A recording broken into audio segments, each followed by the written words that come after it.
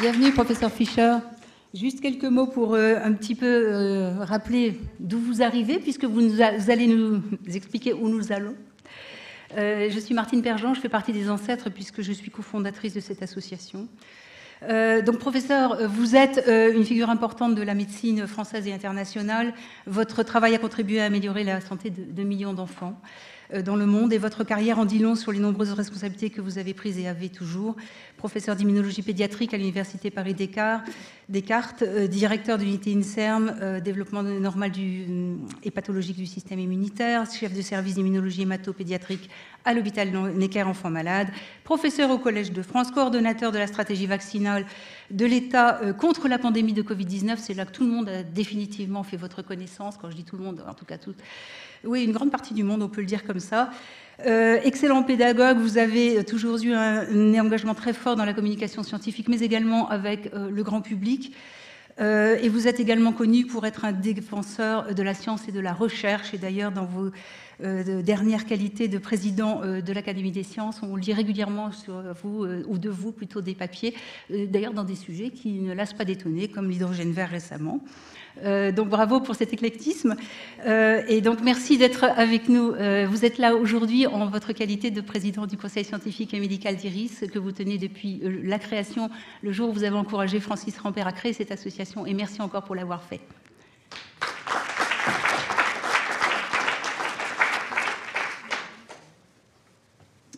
Merci Martine pour ces gentils mots d'introduction. J'ai envie de dire chère irisienne, cher irisien, comme on dit chère parisienne, cher parisien après tout. Donc je vais essayer de retracer avec vous l'histoire de la prise en charge et des connaissances sur les déficits immunitaires primitifs au cours des années passées, et puis faire quelques projections vers le futur. Sur cette diapo sont résumées pas mal de choses, à part les 25 ans d'IRIS. Il y a la photo de ce bâtiment qui a joué et joue, j'espère, continuera à jouer un rôle important dans la recherche et les avancées sur la connaissance de ces maladies. Il y a aussi le premier ours d'Hélène, dont a dérivé celui dont vous avez vu l'image il y a un instant. Alors, je vais parler un peu d'immunologie. Ça paraît assez logique, si on parle de déficit immunitaire, il faut parler un peu du système immunitaire, avec quelques notions, pas entrer dans trop de détails, et pardon si éventuellement je dis des choses un peu trop compliquées. Nous sommes en contact en permanence avec le milieu extérieur. Un adulte a de la peau, évidemment, à notre surface, un peu moins de 2 mètres carrés, mais c'est quand même 2 mètres carrés de contact avec des microbes, et nous avons en permanence des microbes à la surface de notre peau qui ne sont pas dangereux, avec lesquels nous vivons en bonne intelligence, mais de temps en temps, parfois, peuvent venir des microbes moins sympathiques. En haut, à droite, vous avez l'arbre respiratoire, les poumons, mais pas que, l'arbre supérieur. Et si on étalait les poumons, les alvéoles des poumons, où se font les échanges aériens, où on inspire l'oxygène et on expire le gaz carbonique, c'est une surface de 140 mètres carrés. C'est absolument considérable. Cette surface est à peu près stérile, mais elle est stérile parce qu'on s'en donne les moyens de contrôler l'absence de micro-organismes. Et puis, en bas, le système intestinal, alors là, il n'est pas stérile du tout. Le gros intestin contient une très grande quantité de bactéries, 3 × 10^13 environ. Ça veut dire 3000 milliards de bactéries appartenant à 1000 espèces différentes, avec lesquelles nous vivons en très bonne intelligence, qui nous sont très utiles. On le découvre de mieux en mieux que ces bactéries sont absolument essentielles pour notre bonne santé. Et il y a donc un équilibre qui se fait avec le système immunitaire, qui n'est pas si simple à comprendre, qui permet cette forme de symbiose entre notre corps et ces bactéries intestinales. Il y a aussi des virus, des champignons, des parasites, je passe. Et si bien que ce soit l'homme ou l'éléphant, j'ai pris l'image d'un éléphant d'Afrique qui pèse 7 tonnes, c'est à peu près 100 fois plus qu'un être humain à l'âge adulte, notre système immunitaire a 3 missions, entre guillemets. Évidemment, ce ne sont pas des missions dans le sens où on l'entend d'habitude. Le système biologique n'est pas finaliste. Mais ces 3 fonctions, peut-être le terme est plus juste, c'est tolérer cette flore commensale. Donc ça, c'est la flore qui est présente au niveau de la peau, au niveau de certaines muqueuses, les muqueuses sexuelles par exemple, et au niveau de l'intestin. Nous vivons en bonne intelligence avec ces microbes, et c'est absolument essentiel de préserver cet équilibre. S'il n'est pas préservé, en règle, on crée des situations favorisant les maladies inflammatoires qu'on rencontre au cours de déficits immunitaires primitifs. Par contre, il faut combattre les pathogènes, c'est-à-dire les microbes qui sont capables de pénétrer dans notre corps, que ce soit des bactéries, des virus, des champignons. Et là, il faut se battre. Et évidemment, si ces fonctions sont déficientes, ce qui se passe dans les déficits immunitaires primitifs. On développe des infections plus ou moins graves, etc., etc. Et enfin, il y a un troisième aspect qui n'est pas négligeable et qui a un impact pour les déficits immunitaires, c'est que notre système immunitaire ne doit pas se tromper de cible, c'est-à-dire qu'il doit combattre ces fameux pathogènes, pas trop les microbes avec lesquels nous vivons en bonne intelligence, et pas du tout notre propre organisme.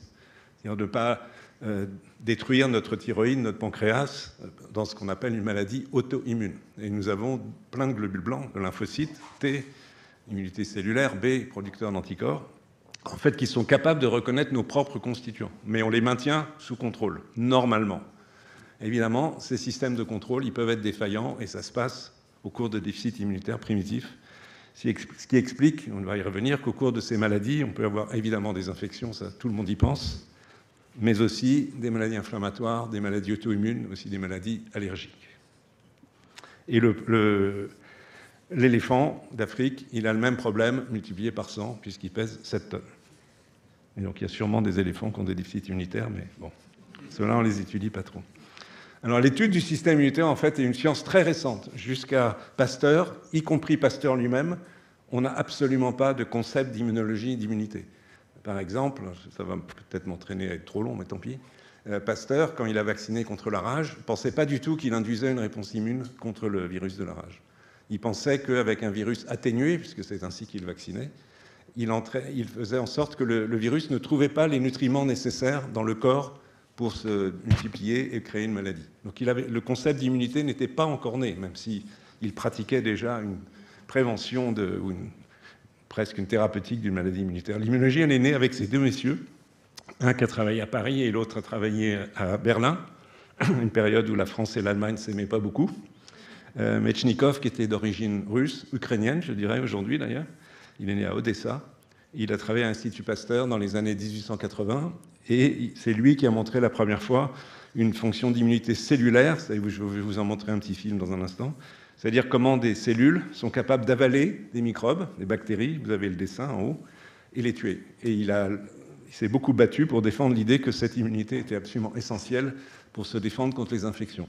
Il n'avait pas tort, mais en dessous, Paul Ehrlich, donc lui il travaillait à Berlin, lui il a vu quelque chose d'autre. Il a vu qu'il y avait des facteurs qui étaient sécrétés par des cellules, donc qui étaient présents dans le sérum, par exemple dans le sang, et qui étaient aussi très importants pour se défendre contre les infections, au point même c'est la fin du 19e siècle, on a commencé à faire de la sérothérapie contre la diphtérie, etc., etc. Donc lui, il a été le promoteur de ce qu'on appelle l'immunité humorale, liée, maintenant on le sait, mais il ne le connaissait pas à l'époque, aux anticorps. Et ils se sont battus farouchement pour dire l'immunité cellulaire, c'est ça la vraie immunité, et Ehrlich disant nein, c'est l'immunité humorale. En fait, ils avaient tous les deux raison, parce que ce sont deux composantes du système immunitaire. Si je reste un peu dans l'histoire, l'essentiel des défenses, pas l'exclusivité, mais l'essentiel des défenses immunitaires, elles sont liées à des cellules qu'on appelle les globules blancs, que vous connaissez tous. Il y en a plein de catégories différentes. Vous avez ici une image cytologique avec des colorations de ces cellules différentes. Il y a les... Est-ce que ça marche? Ouais, génial. Par exemple, ça, c'est un polynucléaire, en gros. Ceux-là, à gauche, ce sont des lymphocytes. Là, en bas, vous avez aussi d'autres polynucléaires. Et donc, ce sont ces cellules qui ont été décrites à la fin du 19e, au début du 20e siècle, qui ont été étudiées progressivement et qui continuent d'être étudiées, et qui sont les responsables, les médiateurs principaux de nos défenses contre les microbes et toutes les fonctions que j'ai indiquées tout à l'heure. Alors, je reviens un instant sur la phagocytose, parce que quand même, c'est la première fonction immune qui a été décrite et qu'on peut assez bien imager. Vous avez ici deux images. À gauche oui. C'est une image de microscopie électronique d'un polynucléaire qui est en train d'avaler une bactérie, elle-même en train de se diviser. Vous avez... Non, c'est là. Vous avez la bactérie qui se divise, mais en train d'être avalée. Et ici, vous avez un petit dessin qui représente plus ou moins la même chose. Donc les bactéries, encore une fois, en train de se diviser, mais ce n'est pas obligé qu'elles soient en train de se diviser. Il se trouve que c'est l'image. Elles sont ensuite donc contenues dans un organelle à l'intérieur du cytoplasme de la cellule, polynucléaire ou du macrophage. Et là, des enzymes vont être déversées qui vont tuer la bactérie. Et il y a, on sait aujourd'hui, des déficiences immunitaires liées au fait que ce système ne fonctionne pas. C'est essentiellement la granulomatose septique chronique. Alors, juste pour illustrer ça, un petit film, si j'arrive à le lancer. Voilà. Donc, vous avez ici, au laboratoire, des polynucléaires qui sont attirés du bas vers le haut, vers des petits bâtonnets, vous voyez, les bactéries. Ils vont assez vite, à leur contact, les avaler et les détruire. Donc, ça image de façon assez spectaculaire la capacité de ces cellules à lutter contre des infections bactériennes et aussi, à vrai dire, fongiques. Vous voyez comment, progressivement, ils nettoient complètement la plage qui est vue sous le microscope. Ils sont attirés par des substances chimiques qui sont produites par les bactéries, éventuellement par d'autres substances qui sont présentes dans l'organisme de quelqu'un infecté. Alors voilà, c'était une petite introduction. Si on arrive au déficit immunitaire proprement dit, quand moi j'ai fini mon internat, c'est la phase de formation médicale, de ma spécialité pédiatrique, voilà à peu près ce qu'on connaissait sur les déficits immunitaires. Il y avait d'une part les sulfagocitaires dont je viens de vous parler, il y avait aussi le complément, mais je ne vais pas vous en parler, et puis il y a ça, c'est en anglais, mais donc en haut, ici, on savait que dans la moelle osseuse, il y a des cellules très importantes, dont je reparlerai, qu'on appelle les cellules souches hématopoïétiques, qui donnent naissance à toutes les cellules sanguines, les globules rouges, les globules blancs, les plaquettes, etc. Et que de ces cellules pouvaient naître deux catégories de lymphocytes. À gauche, les lymphocytes B, qui produisent des anticorps, on savait ça.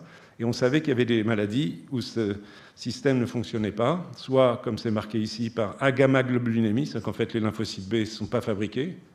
Et du coup, s'il n'y a pas de lymphocytes B, il n'y a pas d'anticorps, il n'y a pas d'immunoglobuline. Et on savait, notamment chez l'adulte, qu'il y avait des hypogamma-globulinémies, donc des déficits partiels de production d'anticorps. C'est ce qu'on appelle toujours aujourd'hui les déficits immunitaires comme invariables. Je pense que Claire Fieschi, à la fin de la journée, vous en reparlera. Et on savait que ce qui est à droite, c'est qu'il y avait une autre branche de développement des lymphocytes, qu'on appelle les lymphocytes T, qui se différencient dans le thymus, donc un organe qui est situé à la partie supérieure du thorax, et que ces lymphocytes T sont responsables d'une série de fonctions qu'on appelle l'immunité cellulaire, qui est très importante pour se défendre, notamment contre les virus, mais pas que. Et on savait qu'il y avait des formes très sévères de déficience de ce système, la maladie qu'on appelle en anglais SCID, donc déficit immunitaire combiné sévère, où il n'y a pas du tout de lymphocytes T présents. Ça, c'était connu, en fait, ça a été décrit dès les années 60, en gros. Et puis, il y a cette maladie rare, mais qui existe, où le thymus ne se développe pas normalement. C'est M. Dijorge qui a décrit cette maladie, donc on appelle le syndrome de Dijorge. Donc, il peut ne pas y avoir lymphocytes T, où il y a un nombre diminué de lymphocytes T. En général, c'est plutôt diminué que absent, du fait d'une glande thymique qui est elle-même déficiente. Bon, c'est à peu près tout ce qu'on savait, c'est-à-dire pas grand-chose par rapport à la situation actuelle. Alors maintenant, on va progresser par rapport à 1980. D'abord, sur un plan médical, la prise en charge des patients. En fait, elle s'est individualisée en France, comme vous pouvez le lire, en gros en 1969, parce qu'ici, à l'hôpital Necker Enfants Malades, est venu s'installer, si je puis dire, revenant d'un stage de recherche aux États-Unis, quelqu'un qui s'appelait Claude Grisselli, qui s'appelle toujours Claude Grisselli, et il a créé une unité pédiatrique entièrement dédiée à la prise en charge des patients atteints de déficit immunitaire. Enfin, entièrement, ce n'est pas tout à fait juste, parce qu'aussi, il s'intéressait aux maladies rhumatologiques, immunologiques des enfants. Donc ça date de 1969. Et à peu près au même moment, aux États-Unis et en Europe, quelques autres centres se sont créés. Et ça a été absolument fondamental pour commencer progressivement à identifier les patients et commencer à les traiter et aussi comprendre les maladies. Des enfants, on est passé à l'adulte de façon à peu près simultanée à l'hôpital Saint-Louis. Il y avait un grand médecin qui s'appelait Maxime Seligman qui a commencé à lui prendre en charge des patients adultes atteints de déficit immunitaire. Et Claire Fieschi, elle est aujourd'hui la chef du service dont Maxime Seligman était le chef de service il y a 50 ans. Dans des étapes importantes qu'on suivi, évidemment, il y a la création d'IRIS il y a 25 ans et le CEREDI, dont je vais reparler, donc le centre d'études qui d'une façon générale, a organisé la filière de soins des patients en France. Voilà. Alors, si on veut étudier et comprendre ces maladies, il faut c'est assez astreignant et il faut beaucoup de compétences. Ce qu'on a eu la chance de réunir ici, et qui continue d'exister, c'est des unités cliniques, en bleu, enfants et adultes, bien que l'unité adulte des enfants malades, elle va partir à Cochin dans quelques années, malheureusement, mais c'est ainsi. Labo hospitalier qui fait le diagnostic, donc c'est ce que fait Capucine Picard, donc, que vous connaissez tous, avec le développement des outils biologiques diagnostiques et aujourd'hui la génétique. À droite, en gris, un centre de données. En gros, c'est ce que fait, entre autres, le CEREDI, c'est amasser des informations sur les malades pour bien comprendre, bien décrire et bien comprendre ces maladies. En jaune, les labos de recherche qui cherchent ça se passe dans ce bâtiment pour ce qui est des Necker, qui cherchent à comprendre les mécanismes des maladies, les causes génétiques, etc., et développer des thérapeutiques. Et pour certaines, il faut des labos spécialisés, comme le labo de thérapie génique qui a été développé ici aussi. Donc, en intégrant tout ça, on a une chance de progresser. Donc, moi, j'aime bien ce petit dessin qui illustre cela, qui a été fait par un collègue japonais. Donc, c'est comme imaginer un staff à l'hôpital, Vous savez, régulièrement, les médecins se réunissent pour discuter des cas compliqués. Mais là, vous voyez qu'il y a une petite particularité. À gauche, il y a des médecins, mais à droite, il y a des souris. Donc c'est un staff un peu particulier. Mais ça, symboliquement, ça illustre le fait que si on arrive à intégrer la prise en charge des patients et la recherche, les souris symbolisent la recherche, parce qu'entre autres, on peut de temps en temps arriver à reproduire une maladie chez la souris. Donc on modifie génétiquement, et si on a un modèle d'une maladie chez la souris, c'est plus facile de l'étudier, évidemment. Et c'est très important. Donc arriver à intégrer tout cela, c'est absolument clé pour progresser dans la connaissance sur les déficits immunitaires primitifs. Et ici, il y a beaucoup de gens qui s'impliquent. Les photos, il n'y a pas tout le monde. Notamment, il manque des gens qui sont arrivés plus récemment. Il y a des chercheurs, des cliniciens. Si je vais prendre piquer juste 2 ou 3.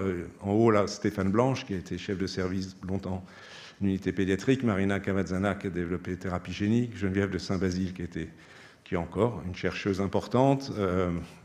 Allez, paf, je vais aller à M. Malawi, mais vous le connaissez bien. Je continue. Là, Despina Mossus et Bénédicte Neven, qui aujourd'hui, pour l'essentiel, gèrent le service clinique d'une unité d'immuno-hématopédiatrique ici, pour la partie non rhumatologique. J'ai oublié Pierre Cartier. Où est-ce qu'il est ? Il est là, Pierre Cartier, juste après. Donc, qui est l'actuel chef de service de l'UIH-R. Entre les deux, il y a Capucine Picard, donc essentiel, on va en reparler, pour l'aspect diagnostique et toute la génétique. Bref, il faut beaucoup de monde, beaucoup de compétences qui apportent des éléments différents, des gens qui sont purement chercheurs, d'autres cliniciens et d'autres qui font un peu tous les deux. C'est comme ça qu'on peut progresser. Et il y a le CEREDI proprement dit. Dans cette diapo, je ne suis pas sûr qu'elle soit complètement à jour. Nizar, tu corrigeras. Donc, qui permet de voir les noms et les visages de quelques personnes repérées dans la salle, comme Virginie, là-bas au fond, qui font que le CEREDI existe, travaillent au quotidien pour récolter des informations sur tous les patients dans tous les centres universitaires qui prennent en charge ces malades, et aussi traiter ces informations et en obtenir des données qui peuvent être utiles à la prise en charge des malades. Donc je vous rappelle que CEREDI, c'est constitué par des centres constitutifs dans toutes les régions de France. Il y a des centres de compétences, excusez-moi. Il y a 5 au centre administratif et avec donc les responsabilités supérieures, 5 centres constitutifs, donc, dont les responsables vont s'exprimer cet après-midi, celui de Paris-Saint-Louis, Angers, Lille, Marseille et Nantes. Et il y a associé donc, le réseau des laboratoires diagnostiques que coordonne Capucine Picard. Et ce CEREDI donc, travaille évidemment depuis longtemps, et il faut que ça continue ainsi, en bonne intelligence, et plus que ça avec IRIS, et aussi à l'échelle européenne avec l'ESID, qui est la Société européenne des déficits immunitaires, qui aura son congrès d'ailleurs en octobre à Marseille. Donc au sein de ce registre, tout ce travail fait qu'aujourd'hui, il y a des informations qui ont été recueillies sur 9207 malades atteints de déficit immunitaire primitif. Ça, c'est les données il y a quelques mois, je ne sais plus quel exactement, mais merci Nizar pour les données au passage. Et vous voyez la croissance de l'acquisition des données entre 2005, où il n'y en avait pas, jusqu'à aujourd'hui. Vous avez la partie bleue, ce sont les malades en vie. Les malades en jaune, malheureusement, sont décédés. Pas forcément tous de déficit immunitaire primitif, hein, par ailleurs. Et puis, il y en a quelques-uns pour lesquels on n'a pas d'information, on n'arrive pas à avoir de suivi. Perdu de vue, comme on dit. Mais des informations sur 9000 patients, c'est absolument considérable pour ce type de maladie. C'est le plus grand registre, en fait, au monde de déficit immunitaire, et c'est un outil extrêmement précieux de connaissance. Donc, en termes de prévalence, c'est hétérogène de région à l'autre. En moyenne, en France, c'est 10 cas pour 100 000 habitants, donc 1 pour 10 000. Vous voyez qu'il y a des régions où il y a plus de malades que d'autres. Est-ce que c'est vraiment qu'il y a plus de malades que d'autres, ou plutôt, ce qui est plus probable, qu'il y a des régions où le diagnostic, malheureusement, n'est pas aussi bien porté, où les malades ne sont pas suivis dans des CHU. Alors apparemment, c'est peut-être le cas en Midi-Pyrénées et certainement dans les territoires d'outre-mer, où la situation est évidemment plus compliquée. Si on regarde l'âge des patients atteints de déficit immunitaire primitif en France, il y a des patients de tous les âges. Au début, on avait, surtout comme cette histoire est née avec les pédiatres, pensait surtout déficit immunitaire et enfants. Donc évidemment, il y a pas mal d'enfants, plus de garçons que de filles parce qu'il y a des maladies liées au chromosome X. Mais en fait, on s'aperçoit qu'aujourd'hui, plus de la moitié des patients sont des adultes, soit que leur maladie est débutée dans l'enfance et qu'ils soient aujourd'hui devenus adultes, soit que leur maladie ait débuté à l'âge adulte. On sait que ces maladies peuvent apparaître plus tard dans la vie, dans des formes un peu plus complexes que les maladies qu'on détecte chez les enfants. Alors, on peut avoir des informations sur quelles sont les conséquences de ces déficits immunitaires. Je ne vais pas rentrer dans tous les chiffres, juste pointer quelques pourcentages. Les infections, évidemment, c'est ce à quoi on pense en premier. Donc parmi ces 9000 et quelques malades, 9 sur 10, en gros, ont un excès d'infection, ce qui n'est pas une surprise, mais aussi 28% ont des manifestations allergiques, 40%, ce qui est beaucoup, des manifestations auto-immunes qui ne sont pas faciles à traiter, et malheureusement aussi 11% développent des cancers. Donc évidemment, c'est très variable d'une maladie à l'autre. Il y a une hétérogénéité fantastique de situations. Il y a des maladies où il n'y a pas de risque du tout de maladies autres qu'infectieuses, mais à l'inverse, d'autres où le risque est plus fort. Et donc la prise en charge doit tenir compte de tout cela, et ce n'est pas totalement simple. Ça, c'est le détail des manifestations auto-immunes, je vais peut-être passer. Ça aussi, pour illustrer cette complexité, vous avez aussi ce qu'on appelle les diagrammes de Venn, où on distribue les patients en fonction du fait s'ils ont une ou plusieurs de ces complications. Donc au milieu, par exemple, ici, ces malades-là, c'est 138 malades, ils ont malheureusement à la fois de l'allergie, l'infection, l'auto-immunité et cancer, les 4 types. Et vous avez toutes les combinaisons possibles et qui montrent que, donc encore une fois, la prise en charge est complexe et implique absolument le recours aux spécialistes et aux médecins des centres de compétences dans les différentes régions de France. Il y a une autre dimension qui longtemps a été mise de côté, mais qu'il ne faut pas négliger du tout. À peu près 1 fois sur 5, parmi tous les déficits immunitaires primitifs, en plus de la maladie du système immunitaire, la maladie génétique provoque des déficiences d'autres fonctions du corps. Parce que le gène qui est muté, on va en reparler, qui est responsable de la maladie, non seulement il va toucher des globules blancs, mais il va toucher, par exemple, pour l'ataxie-télangiectasie, il va toucher le système nerveux. Syndrome de Guy-Georges, dont j'ai déjà parlé, il va donner cardiopathie congénitale, par exemple.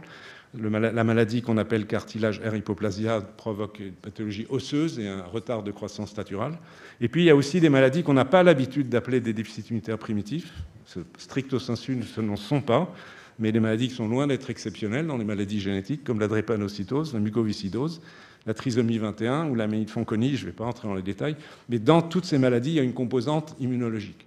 Donc en fait, il y a un versant immunologique de maladies pour l'essentiel non immunologiques. Et de temps en temps, les spécialistes des patients atteints de déficit immunitaire sont consultés pour la prise en charge de ces patients. Et l'implication globale, c'est que pour tous ces patients, il y a la nécessité d'une prise en charge largement multidisciplinaire, donc qui implique des équipes bien étoffées, et en gros les centres hospitaliers universitaires. Alors, on va arriver maintenant à la génétique et aux maladies proprement dites. Bon, par définition, les déficits immunitaires primitifs sont primitifs. Par primitif, on veut dire héréditaires, c'est-à-dire qu'ils correspondent à des anomalies génétiques et en principe, dans la grande majorité des cas, à des anomalies d'un seul gène. Je vais y revenir. Il y a plusieurs types de transmission, donc rapidement je balaye ça, de gauche à droite, ce qu'on appelle les transmissions autosomiques récessives.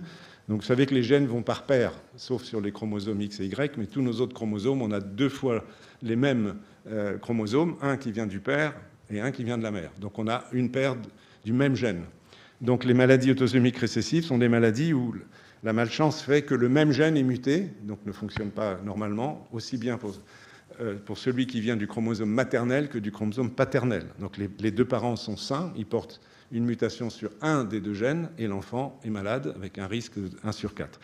Et cette situation est favorisée par la consanguinité, c'est-à-dire, comme c'est le cas dans l'arbre généalogique que vous avez sous les yeux, là vous voyez qu'à la génération 3 au-dessus des parents, il y a un même couple, et donc ils ont donné naissance à des enfants, des petits-enfants, etc., jusqu'à ce que les cousins se donnent naissance à l'enfant malade. Donc la consanguinité augmente le risque de ce type de transmission.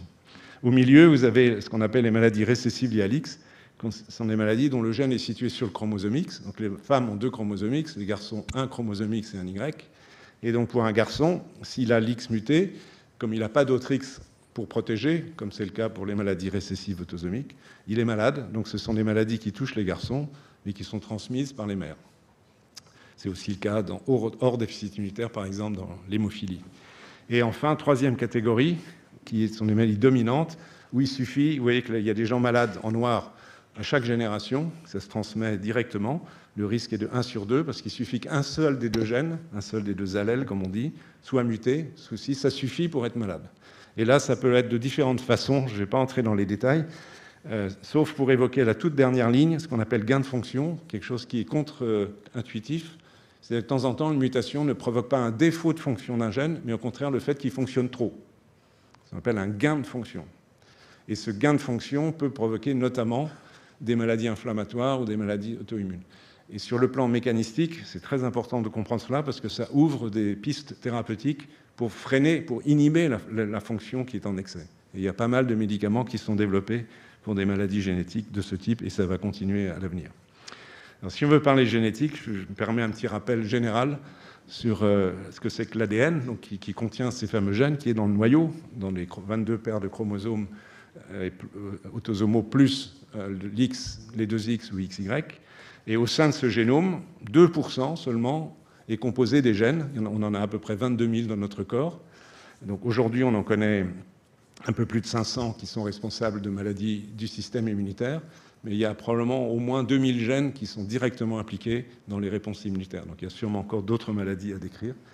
Et le reste du génome joue des rôles de régulation. Donc à partir de l'ADN, et vous savez que cet ADN peut être copié en ARN, ça s'appelle la transcription. C'est une copie sous forme d'ARN, donc c'est un message, l'ARN, l'acide ribonucléique, qui ressemble à de l'ADN, mais c'est un peu différent. Cet ARN, il sort du noyau, il va dans le cytoplasme. Au niveau de petites usines, entre guillemets, qu'on appelle les ribosomes, ce message va être traduit, c'est le code génétique, en protéines, et il va en résulter des protéines. Environ 100 000 protéines sont ainsi fabriquées à partir des produits de nos gènes. Donc cette machinerie est absolument essentielle à bien avoir en tête pour comprendre à peu près comment fonctionnent les maladies génétiques, dont les déficits immunitaires primitifs, ce que je vais vous illustrer dans la diapo suivante. Vous avez de façon arbitraire ici une séquence d'ADN ou d'ARN, peu importe. Donc les lettres ATG, AAC, CGT, etc. Ça correspond au code qui est à 4 lettres, correspond à 4 molécules qu'on appelle des bases pyrimidiques et puriques, peu importe les détails. Mais donc on a 4 lettres pour faire des mots de 3 lettres. C'est-à-dire par ATG, ça fait 3, puis AAC, ça fait 3, etc. Et l'identification de ces 3 lettres au niveau des ribosomes permet à chaque fois de transposer en un acide aminé, qui est une espèce de perle d'un collier qui constitue la protéine. Donc cette séquence, elle est absolument essentielle. Et donc si elle varie, par des erreurs de copie de l'ADN dans les cellules, etc., on peut avoir des variations. Vous voyez ici, le codon TCA, il est devenu TCC. Mais ça, c'est pas grave, parce que le code génétique nous dit que si on lit TCA ou TCC, on aura toujours le même acide aminé, une sérine. Donc ça, c'est une variation, mais qui ne provoque pas de maladie. Par contre, on peut avoir ça. Au lieu d'avoir TCA, on a CCA, et là, du coup, la sérine est remplacée par une proline, donc un autre acide aminé. Et là, la configuration de la protéine change, sur beaucoup avec les prolines d'ailleurs, et il y a un risque que la protéine, ici, ne fonctionne pas bien, et donc que ça soit une vraie mutation responsable d'une maladie. Donc il suffit d'une modification d'une seule lettre du code génétique, on a 3 milliards de paires de bases, une sur 3 milliards peut suffire à provoquer une maladie comme un déficit immunitaire primitif. Et puis on peut avoir ça aussi, ou TCA, en haut, là-haut, ça arrive, ah non, c'est pas là. TCA est remplacé par TAA, donc c'est encore plus embêtant, parce que les ribosomes, ils lisent TAA comme un codon stop, c'est-à-dire on arrête de fabriquer la protéine. Donc le produit, il est tronqué, il manque tout ça, en fait beaucoup plus. Et évidemment, cette protéine-là, en fait, elle est rapidement dégradée, elle ne fonctionne pas du tout. Donc on a plusieurs types de mutations, il y en a encore d'autres, mais qui sont l'essentiel de la base des maladies génétiques. Donc l'histoire de la découverte des gènes des déficits immunitaires a commencé en 1984. Je vous ai parlé tout à l'heure de 1980. En 1980, on ne connaissait aucun gène associé au déficit immunitaire. On savait qu'il y avait, je l'ai dit, des agammaglobulémies, etc. Mais on ne connaissait pas les mécanismes. On ne savait pas d'où ça venait. Donc les premiers résultats remontent à 1984 avec les progrès de la biologie moléculaire. On commençait à pouvoir séquencer l'ADN, etc. Le premier maladie, c'est le déficit immunitaire combiné sévère par déficit en adénosine désaminase, et à peu près en même temps, la granulomatose-septique liée à l'X. Puis après, il y a eu, mais très lentement au début, l'identification du gène de l'agammaglobulinémie liée à l'X, la maladie de Bruton, une autre forme de déficit immunitaire, etc., pour arriver à 500 aujourd'hui. Et ça s'est passé comme ça, avec une explosion des connaissances dans les 20-30 dernières années. Vous avez en noir le total des déficits immunitaires identifiés, donc on est à plus de 500 maintenant. On n'est plus capable enfin, on peut toujours compter, mais certainement pas par la mémoire d'une seule personne. Avec en couleur les différents types de transmission, avec la forme autosomique récessive en rouge domine, mais qu'il y a aussi des autres maladies qui sont présentes. Et on estime, indépendamment de la génétique, mais ça, enfin, c'est un peu discutable, qu'il pourrait y avoir à peu près un cas pour 3000 naissances de déficit immunitaire primitif. Il y a des données américaines toutes récentes qui suggèrent un cas pour 1800. Bon, l'ordre de grandeur est le même à peu près. Donc mettons entre 1 sur 2000 et 1 sur 3000 personnes à la naissance est porteur potentiellement d'un déficit immunitaire primitif. Donc ce n'est pas exceptionnel, heureusement ce n'est pas hyper fréquent, mais c'est quand même pas une situation exceptionnelle. Et la complexité, c'est que ces cas relativement peu nombreux correspondent à 500 maladies différentes. Donc certaines sont ultra rares. Alors, dans les grandes catégories de déficits immunitaires, vous les connaissez, je les ai marquées par les flèches rouges. À partir ici du registre de Seredi, les déficits des lymphocytes B sont les plus fréquents, donc le défaut d'immunoglobuline, d'anticorps, à la fois les formes précoces dans l'enfance et les formes tardives de l'adulte. Vous voyez qu'elles représentent aujourd'hui, sur la colonne de droite, 44% des déficits immunitaires identifiés, enregistrés au Seredi. La deuxième flèche, un peu plus bas, concerne les déficits des lymphocytes T, qui sont plus sévères, qui nécessitent très souvent une greffe de moelle osseuse, on va y revenir, c'est 38% des cas. Et encore plus bas, vous avez les déficits d'immunité innés, donc qui touchent essentiellement les polynucléaires et les macrophages, qui représentent 18%, dont la ligne juste en dessous, par exemple, la granulomatose septique chronique, en anglais CGD. Il y a 327 cas connus en France. Donc, si on remonte un peu plus haut, par exemple, pour des maladies que vous connaissez sans doute, le syndrome dit hyper-IgE ou perte de fonction de stade 3 ou syndrome de Job, il a plein de noms. C'est 157 cas connus en France. Le syndrome d'Aldrich, 300 cas connus en France, etc. Mais ces informations, évidemment, sont très importantes à connaître. Donc, on a des petits schémas pour essayer d'illustrer tout ça.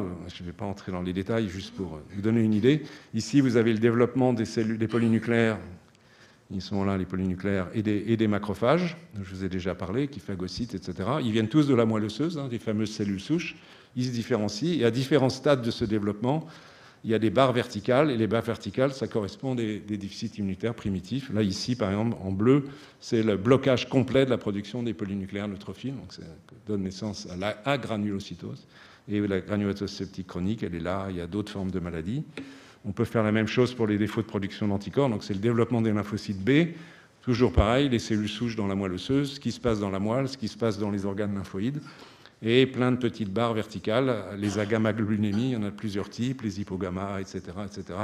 Je n'entre pas dans les détails. On peut faire la même chose avec les déficits T. Les cellules souches, elles sont là. Ça se passe dans le thymus. Après, il y a différents types de lymphocytes T et plein de maladies qui touchent tous les lymphocytes T ou certains lymphocytes T. Donc les choses sont assez compliquées. Juste pour vous dire, j'ai pris ce schéma qui vient d'être publié par un chercheur américain qui a décrit un déficit immunitaire important, qui montre ce qui se passe excusez-moi, j'ai fait une bêtise. À la surface d'échange entre en bas un lymphocyte T et en haut, en jaune là, une cellule qui présente l'antigène qui permet au lymphocyte T de voir un antigène, donc de démarrer une réponse. Oh, excusez-moi. Donc ça se passe à travers ces molécules en gris là. Ça, c'est absolument essentiel parce que c'est la reconnaissance d'antigène. L'antigène, c'est le cercle orange qui est présenté par cette cellule. Je ne vais pas entrer dans trop de détails. Et puis après, il y a toute une machinerie, plein de molécules qui sont mises en jeu, qui font que les lymphocytes T s'activent et développent la réponse. Et là-dedans, ils ne sont pas marqués, mais il y a plein de déficits immunitaires, en fait, à chacune de ces étapes. Donc c'est absolument essentiel de comprendre cela. Alors, sur un plan plus directement médical, le diagnostic génétique est devenu un outil absolument essentiel de la prise en charge des malades. J'ai mis un outil précieux, d'abord parce qu'on a les techniques pour le faire, et puis on va discuter dans un instant pourquoi faire. Dans les techniques, depuis 1993, on peut utiliser les premières techniques de séquençage dites Sanger, c'est du nom du chercheur qui les a mis au point, qui permet de façon assez fastidieuse, mais d'étudier, de connaître la séquence d'un gène, donc mettre en évidence une mutation, pourvu qu'on sache quel gène étudier parmi les 500 plus ceux qu'on ne connaît pas. Et puis ensuite, il y a eu des progrès très importants dans les 10-15 dernières années, les entre guillemets puces, c'est-à-dire où on peut séquencer systématiquement tous les gènes des déficits immunitaires, les parties codantes. C'est ce que Capucine Picard a mis au point pour la France. Je vais vous montrer à quoi ça ressemble ici, juste pour vous faire peur. Donc ça, c'est la liste de tous les gènes dont il y a une séquence qu'on peut utiliser sous son système de puces, entre guillemets puces évidemment, qui permettent d'identifier assez vite et avec une bonne fiabilité les mutations. Le taux de succès de Capucine dans ces analyses est assez important, il est de 43%, ce qui est vraiment bien. Hein. Mais au-delà de cette technique de puces, on peut aussi séquencer systématiquement aujourd'hui toutes les régions codantes des 22 000 gènes, donc identifier des variations qui pourraient être causales, et encore mieux depuis 2015, on peut séquencer tout le génome d'un individu. C'est devenu relativement simple, c'est un peu moins simple d'interpréter les résultats, mais c'est une avancée qui est utilisée aujourd'hui par France Médecine Génomique, en France, etc., qui est appliquée au déficit immunitaire et augmente les chances de succès, même si ça prend un peu plus de temps. Alors à quoi ça sert un diagnostic génétique? À beaucoup de choses. Ça sert à avoir un diagnostic précis. On peut dire tel enfant ou tel adulte a une hypogamma-globulinémie parce qu'il a une mutation du gène X, Y ou Z. C'est important d'avoir cette information parce qu'elle peut donner une orientation pronostique en fonction du gène et des types de mutations dans une certaine mesure, pas complètement, mais on peut un peu mieux préciser le pronostic, les risques, et donc adapter la thérapeutique. On peut, dans certains cas, je l'ai déjà mentionné, avoir des thérapeutiques ciblées, comme pour ces mutations où il y a un excès de fonction d'un gène, donc c'est important de le connaître. Et puis, le diagnostic génétique permet, pour la famille, d'apprécier le risque d'avoir un nouvel enfant atteint d'une maladie, par exemple, donc d'apprécier quelle est la probabilité que cela survienne, et puis de proposer, si les familles le souhaitent, un diagnostic prénatal, donc l'étude du fœtus, pour savoir s'il est atteint ou pas, pour les formes graves de la maladie, voire un diagnostic même pré-implantatoire, mais qui implique une fécondation in vitro. Et peut-être un jour, mais ça on n'y est pas, dans 25 ans, donc pour le 50e anniversaire d'Iris, on peut penser qu'on pourra faire un dépistage néonatal de tous les déficits immunitaires, peut-être même par séquençage du génome en entier systématique, qui permettrait de repérer dès la naissance toutes ces maladies et d'intervenir. Cela dit, ça pose un certain nombre de questions de nature éthique que je n'ai pas le temps d'aborder à l'instant, mais qui doivent être présents à l'esprit. Mais ce n'est pas une vue, c'est pas de la science-fiction. Je pense qu'on va y arriver, même si ça coûte un peu d'argent. Ça, je vous ai dit. Donc, c'est assez fructueux, ces analyses génétiques, parce qu'en dehors des déficits immunitaires comme invariable de l'adulte, où la situation est compliquée, mais pour les autres déficits immunitaires, ceux que j'ai encadrés en rouge, c'est-à-dire les déficits immunitaires combinés sévères, les déficits immunitaires T, KID, c'est les déficits T, autres déficits T, et les déficits immunitaires innés, vous voyez que le pourcentage de patients dans le registre dont on connaît la mutation est en gros de 80%. C'est très élevé. Donc la chance de trouver précisément le diagnostic génétique moléculaire pour un patient en dehors des déficits immunitaires comme invariable est très élevée. C'est une donc il faut faire cet examen à tous les nouveaux patients atteints de déficit immunitaire. Cela dit, la génétique n'est pas toujours aussi simple que ça, même peut-être ça ne vous paraît pas déjà trop simple, mais c'est un peu plus compliqué parce qu'il y a des pièges. Les pièges, par exemple, c'est qu'on peut trouver une mutation qui n'a jamais été décrite, ou dans un gène où ça n'a jamais été décrit, ou même dans un gène connu, mais où on n'a jamais décrit mutation, et ce n'est pas absolument évident, a priori, que cette mutation soit une mutation. Ça peut être une variation qui n'a pas de conséquences. Donc il faut être très prudent. C'est ce qu'on appelle des variants de signification inconnue, et ça peut prendre du temps de savoir si cette variation, elle est pathologique, provoquant la maladie, ou c'est juste une variation sans importance. Donc il y a des pièges, il faut faire très attention à cela. Il y a des maladies où il y a probablement des mutations de 2 gènes. Ce n'est pas très fréquent. Donc là, ça commence à se compliquer. On en connaît quelques exemples. Voire dans plusieurs gènes encore, ce qu'on appelle les maladies multigéniques. Il n'est pas exclu pour les déficits immunitaires comme invariables, on soit un peu dans cette situation qui est plus complexe à déterminer. Et puis, alors, il y a aussi des mutations somatiques, c'est-à-dire qui ne sont pas héritées des parents, qui sont survenues au cours du développement, par exemple dans les cellules souches de la moelle osseuse, et qui provoquent une maladie sans pourtant qu'elle soit transmissible. C'est une maladie acquise, mais qui se comporte comme une maladie génétique. On en connaît quelques exemples, et ce n'est pas toujours tout à fait simple à déterminer. Et puis, il y a probablement aussi, même si on n'en connaît encore pas beaucoup, des mutations du génome non codant. Je vous ai dit que les gènes, c'était 2% du génome. Donc les 98% restants, ils sont assez variables.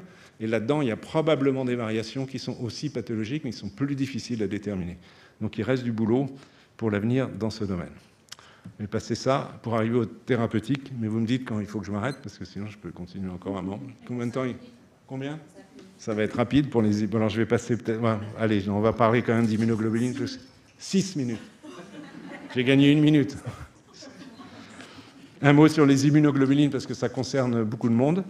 L'histoire des immunoglobulines n'est pas inintéressante. Injectables, donc les immunoglobulines sont les molécules en bleu du bas de la diapo, donc qui sécrétées par les lymphocytes B, qui se fixent sur les microbes et qui empêchent qu'ils les neutralisent, ou bien facilitent leur phagocytose et leur destruction. Donc c'est important pour lutter contre les bactéries à développement extracellulaire, staphylocoque, streptocoque, d'autres, pneumocoques, etc. Donc, dès 1890, et en France et en Allemagne, on a développé des sérums antidiphtériques, sans exactement savoir ce qui se passait avec ces sérums. Les choses se sont précisées à partir d'un travail de biochimie de M. Cohn en 1941, qui à partir du plasma du sang, donc on enlève les cellules du sang, il reste le plasma qui est jaune, comme vous savez. Donc de ce plasma, on peut fractionner toutes les protéines, enfin un certain nombre de protéines, et il y a un pic dit gamma, qui contient les immunoglobulines. Donc ça a été la première étape qui a permis de purifier les immunoglobulines et d'arriver à ce qui s'est passé 10 ans plus tard.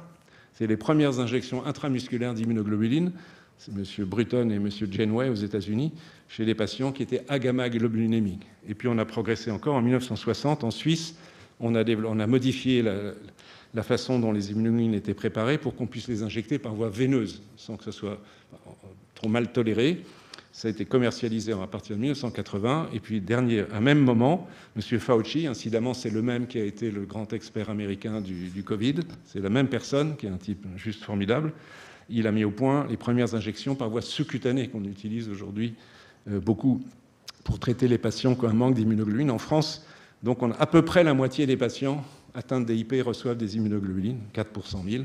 Moitié des IGIV, moitié par voie sous-cutanée, c'est ce que reflète la figure de droite. Vous avez le ratio entre IV et sous-cutané. Donc évidemment, c'est essentiel, et je ne reviens pas sur un problème douloureux qui est les difficultés d'approvisionnement, qui, à mon avis, ne vont pas s'arrêter bientôt, parce qu'on n'est pas prêt d'avoir des préparations fondées sur les techniques de génie génétique. On va rester très longtemps, je pense, encore, même dans 25 ans, on y sera encore, avec la purification des immunoglobulines à partir du plasma de donneurs de sang.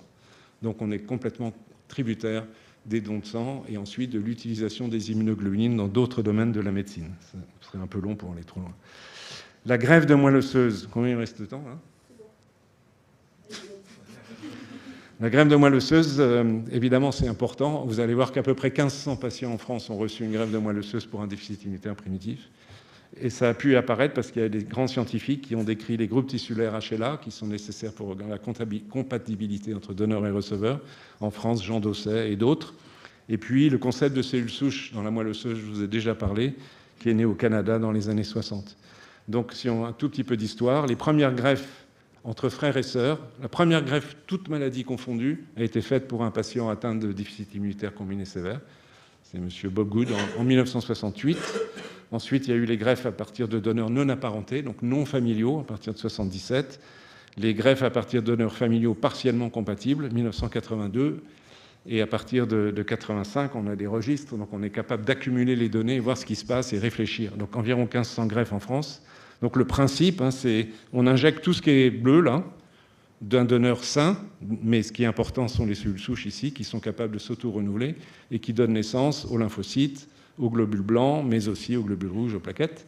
Et donc on injecte toutes ces cellules, ou une fraction d'entre elles, pour reconstituer une immunité normale, ce qui n'est pas totalement simple, parce qu'il peut y avoir des complications liées à l'action des lymphocytes T, en particulier du donneur.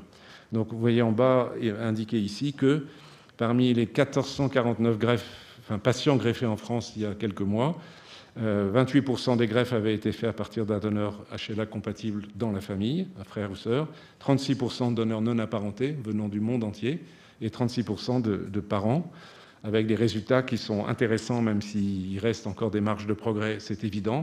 Mais vous voyez par exemple que pour les patients greffés depuis 2018, il y en a 500 environ, c'est des données qui donnent l'année dernière, mais l'espérance globale de vie à 10 ans après est de 75%. Alors, c'est pas tout à fait 10 ans, parce que 2018, c'est pas possible d'être à 10 ans, mais à 7-8 ans. Et alors que dans les périodes précédentes, le résultat était moins bon. Donc progressivement, les résultats de ces greffes progressent. La survie n'est pas le seul indicateur.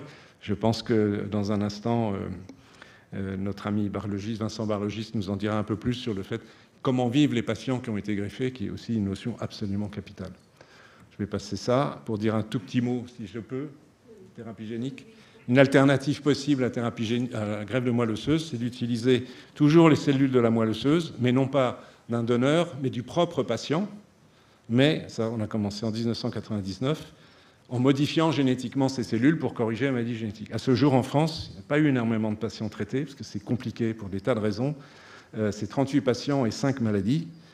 Comment on fait? On prélève la moelle osseuse, on sélectionne les cellules souches schématisées, on les infecte avec un virus et on les réinjecte au patient. En gros, vous voyez ici le principe. On a le petit virus, il rentre dans les cellules, il apporte le gène qui va se placer dans un chromosome qui va permettre la fabrication de l'ARN messager, de la protéine et restaurer la fonction. Enfin, c'est l'idée. Et donc cette modification se fait par culture au laboratoire. Et donc ça a été fait par exemple d'abord pour le déficit immunitaire combiné sévère lié à l'X, où il manque ce qui est en haut, c'est le lymphocyte T et le lymphocyte NK. Donc schématiquement, on introduit le gène entre guillemets thérapeutique, donc le petit rectangle bleu, dans les cellules souches et on reconstitue la fabrication des lymphocytes T, ce qui a été fait dans un certain nombre de cas depuis maintenant un peu plus de 25 ans, avec en règle un succès. Pas complet, mais plutôt un bon succès. Donc rapidement, une histoire de la thérapie génique. En fait, c'est dans les années 80 qu'ont été mis en point les virus, qu'on appelle les vecteurs rétroviraux, c'est une certaine catégorie de virus, qui ont permis les premiers essais. Les premières tentatives qui étaient infructueuses ont été faites en Italie, aux États-Unis dans les années 90. Les premiers succès, c'est 1999 pour le déficit lié à l'X, puis ADA 2 ans après. Il y a eu des complications chez certains malades qui ont fait qu'il a fallu modifier les vecteurs, donc un arrêt transitoire de ces thérapeutiques, reprise en 2009 avec une modification satisfaisante. Le syndrome d'Aldrich a été traité par thérapie génique depuis 2012. Chez certains malades, pas tous, la thérapie génique peut être un succès pour la granulomatose septique chronique, mais c'est plus compliqué. Et puis il y a encore 2 autres maladies en dessous qui ont fait l'objet de thérapie génique avec des résultats positifs. Donc ça se développe, mais très lentement. C'est très lourd et en plus c'est financièrement problématique. Je vais passer ça parce que sinon on n'en finit plus. Même ça, pour aller, je ne peux pas ne pas dire un mot de dépistage, même si Caroline va en reparler en détail. Vous avez vu que j'ai mis un petit personnage qui n'a pas l'air très content. Il n'est pas content du tout même, parce que je vais jusqu'au bout de ce que j'ai eu l'occasion de dire publiquement au ministère de la Santé. C'est absolument un scandale qu'en France, le dépistage néonatal des déficits immunitaires, qui est hautement faisable pour un coût limité, ne soit pas encore en place, malgré les travaux énormes qu'ont fait Marie Audrin et Caroline Thomas à Nantes, qui ont démontré sur une cohorte de 200 000 nouveau-nés que cela était parfaitement faisable. Mais contrairement à la plupart des pays européens, aux États-Unis, au Canada, etc., on n'a toujours pas le feu vert pour débuter, même si je pense que ça frémit. Mais c'est un véritable scandale qui m'agace beaucoup. Donc je vais conclure pour dire qu'il y a un certain nombre d'objectifs partagés entre les patients et les médecins et les soignants d'une manière générale qui prennent en charge les patients. Et si on se fixe avant 25 ans, je ne serai pas là pour le voir, mais vous verrez. Ce qui est essentiel pour moi, c'est l'accessibilité du diagnostic et des soins. Ça implique l'éducation et des patients et des médecins et des soignants en général. Travailler en réseau, IRIS joue un rôle essentiel. L'accessibilité des nouvelles thérapeutiques, dont les thérapies géniques, qui sont extrêmement onéreuses, est une problématique sérieuse pour les années qui viennent. Le dépistage, je viens d'en parler, il faut qu'il soit en place. Et puis ensuite, on peut penser qu'il s'étendra à d'autres déficits immunitaires. Il y aura de nouvelles thérapeutiques ciblées, je n'ai pas eu le temps d'en parler, mais c'est aussi très important. Donc on va développer sûrement des thérapies cellulaires et géniques avec de nouvelles méthodologies, je n'ai pas le temps de discuter, pour plus de ces déficits immunitaires, c'est sûr et certain, au moins sur le plan scientifique, j'espère qu'on pourra les utiliser chez les malades. La transition dont Nizar parlera, la vie de l'enfant malade à l'adulte malade atteint de DIP est un moment clé de la vie et qui mérite une attention très particulière. La qualité de vie, c'est évident, et je pense que Vincent Barlogis va en parler. Donc, penser prise en charge globale, pas uniquement l'aspect immunologique de la maladie. On a besoin de recherche sur tous ces aspects, et je pense que l'implication des patients et des familles dans les essais cliniques, qui est une notion un peu à la mode, parfois exagérée, néanmoins est une notion réelle. Et je pense que le questionnaire que vous êtes en train de faire, va, à mon avis, tout à fait dans ce sens. Voilà, donc en résumé, les DIP sont des maladies, pour beaucoup d'entre elles aujourd'hui, identifiées, reconnues, soignées, qui peuvent être prévenues en cas d'antécédents familiaux. Mais il reste beaucoup de travail, comme on l'a vu. Et donc, je ne peux que souhaiter un très bon anniversaire à Iris. Voilà, merci. Restez là. Restez là, voilà. Pour vous remercier d'abord. Alors, vous savez, il y a des marathoniens dans la salle, des patients. Mais là, vous venez de rejoindre le club. Vraiment un beau marathon sur les DIP, bravo. Et merci surtout. On a aussi des personnes en ligne, dont d'ailleurs le papa d'Hélène, qui doit être très touché de voir la photo de sa fille ici. Deux questions qui sont posées par nos auditeurs en ligne. Là, la première, elle est autour de la maladie de Bruton. Une famille se dit, mais comment ça se fait qu'une maladie à l'X, ma fille soit atteinte? Granulomatose septique chronique, pardon. Ah, c'est un peu différent. Oui, granulomatose septique chronique. Une des formes de granulomatose septique chronique est liée à l'X, c'est la plus fréquente, mais il arrive que des femmes soient atteintes, en général moins sévèrement que les garçons. Et pourquoi elles sont atteintes? Alors, c'est pour une notion un peu compliquée. Donc, dans les cellules des femmes, il y a les deux chromosomes X. Il y en a un qui est inactif, qui ne fonctionne pas du tout, il est tout replié, il ne fonctionne pas, et l'autre est actif. Donc, une fois sur deux, normalement, va être actif le chromosome X avec le gène normal, non muté. Et une fois sur deux, avec le gène muté. Donc, 50-50, c'est bon. Mais la malchance ou un certain type de pathologie peut faire qu'une femme se retrouve avec, mettons, 10% de cellules uniquement qui expriment le gène normal et 90% le gène muté. Dans ce cas-là, elles peuvent être malades. Ça explique ce point. Très bien. La deuxième question, elle touche un petit peu à ce que vous avez expliqué sur le CEREDI et le fait qu'on se félicite en effet d'avoir un réseau national. Quelqu'un nous demande en ligne, est-ce que quand on est suivi dans un hôpital qui n'est pas du CEREDI, on doit nous-mêmes se rapprocher d'un centre CEREDI? Alors, je pense qu'il est essentiel, oui, qu'au moins une fois, peut-être plus qu'une fois, ça dépend évidemment de la pathologie, le patient soit vu dans un centre de compétences ou constitutif ou ici, donc ce qui veut dire dans un CHU en pratique. Il y a des consultations spécialisées concernant les DIP pour les enfants et les adultes dans toutes les villes universitaires de France, au moins en métropole. Et donc pour les patients qui sont suivis hors de ces CHU, je pense qu'il est nécessaire pour la certitude du diagnostic, pour la mise en route de la meilleure stratégie thérapeutique et quand même une fois de temps en temps pour la surveillance, et aussi pour le conseil génétique par ailleurs, que ces patients ou ces familles soient vus dans un de ces centres en CHU. Et peut-être une dernière question, parce que vous parlez de conseil génétique. Quand on a eu une recherche génétique qui n'a pas abouti, compte tenu du bottin que vous nous avez présenté de Capucine Picard, tous les combien doit-on considérer utile de refaire cela? Déjà aujourd'hui, il faut probablement aller au bout de la démarche, au moins pour les formes les plus sévères de la maladie, c'est-à-dire aller jusqu'au séquençage du génome entier. Avec le caveat des déficits immunitaires comme variable, où à l'évidence c'est plus compliqué, mais hors des ICV de l'adulte, mais même là il faut le faire parce qu'on trouve quand même, je crois maintenant, Claire Fieschi le dira tout à l'heure, peut-être dans 20-30% des cas on trouve des mutations. Il faut aller au bout de la démarche pour avoir le maximum de chances et puis quand y revenir, quand il y a un nouveau développement technologique en pratique. Très bien, merci beaucoup. Est-ce qu'il y a une question dans la salle? Vous avez droit à une? Oui. Attendez, vous avez besoin du micro, sinon on ne vous entend pas en ligne. Et je cours, sans faire de marathon. Oui, merci Alain. Tu as insisté sur le coût de la thérapie génique, mais d'un autre côté, l'allogreffe de moelle coûte très cher aussi. Et on peut se dire même qu'à grande échelle, la thérapie génique et une autogreffe pourrait peut-être être moins chère en certaines pathologies. Comment vois-tu cette question un petit peu de l'avenir, de l'accessibilité aux traitements lourds des patients qui en ont besoin? Dans l'état actuel des choses, en termes de coûts, la thérapie génique a un coût spécifique lié au vecteur et à la transduction des cellules, auquel s'ajoute la prise en charge du malade, dont on ne peut pas encore dire qu'elle se différencie très significativement d'une allogreffe. Donc pour l'instant, la thérapie génique, de façon certaine, coûte plus cher que l'allogreffe. C'est possible, à terme, dans 25 ans, allez, peut-être avant, que la thérapie génique soit facilitée, notamment, si j'avais eu le temps, j'en aurais dit un mot. Le rêve, c'est de faire les thérapies géniques in vivo, avec un médicament qu'on injecte par voie veineuse, qui va dans la moelle osseuse et qui va transformer les cellules. Ce n'est pas une science-fiction complète, ça avance dans ce sens. Le jour où on en sera là, je pense que les coûts deviendront vraiment intéressants. Mais on n'y est pas du tout, on est loin de cela pour l'instant. Merci beaucoup. Je pense qu'on peut. Je passe donc maintenant la parole à ma collègue.